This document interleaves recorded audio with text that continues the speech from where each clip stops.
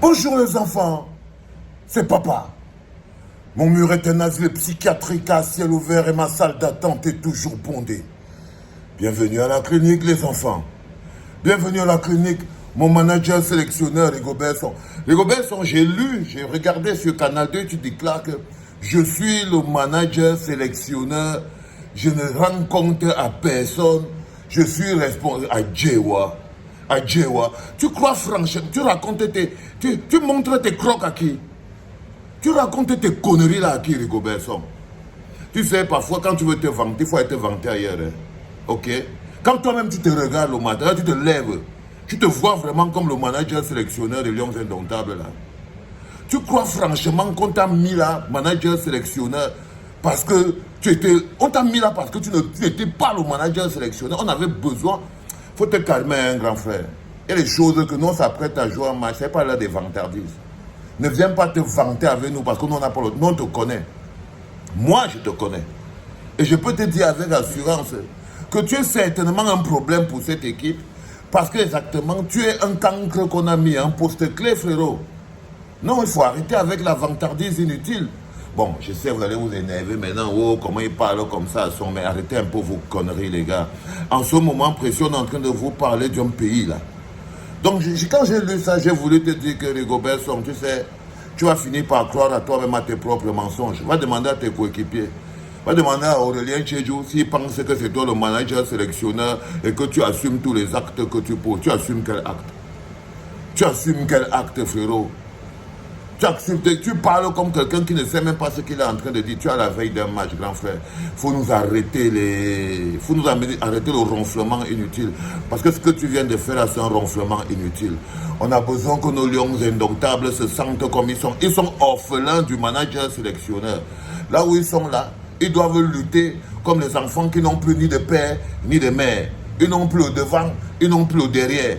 Ils n'ont rien d'autre à part partir devant. Ils sont comme Thomas Sankara.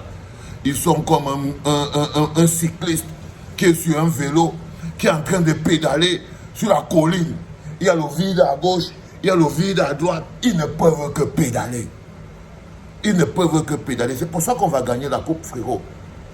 On va gagner la coupe d'Afrique. Ce n'est pas à cause de ta théorie du danger à la con, cousin. Non. C'est parce que ces gars-là se sont rendus, ils vont se rendre compte au fur et à mesure, de manière claire et nette, que ça ne dépend ni du manager sélectionneur, ni du président. Ça dépend d'eux, et essentiellement d'eux-mêmes.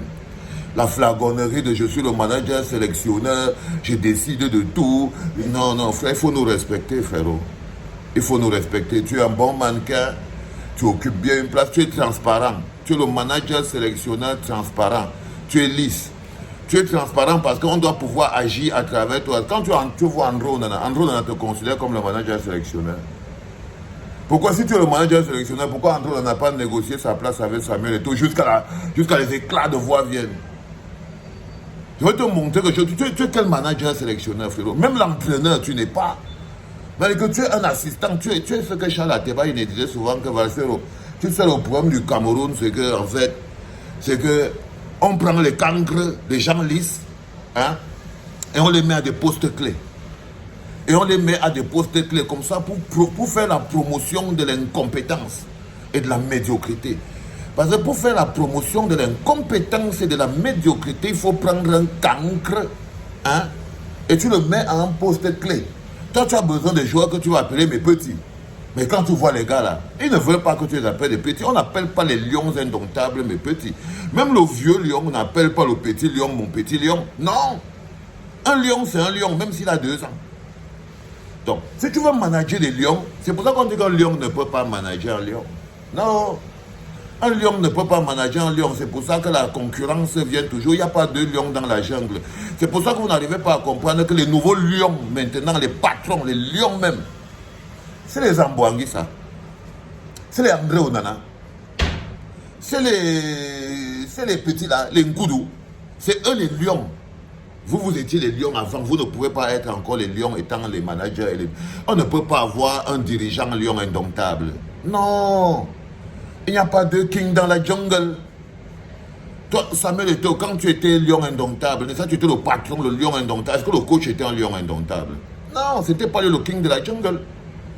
Donc, à un moment donné, il va falloir que vous enlevez dans vos têtes que vous êtes les lions indomptables. Et toi, arrête de te mentir à toi-même.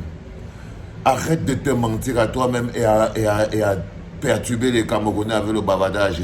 Parce que tu insultes notre intelligence. Ok? Tu n'es le manager sélectionneur de rien du tout, frérot. Rien du tout. Tu es là en mode transparent. Hein? Tu joues ton rôle. Et c'est parce que tu es transparent que tu es à la place du manager sélectionneur.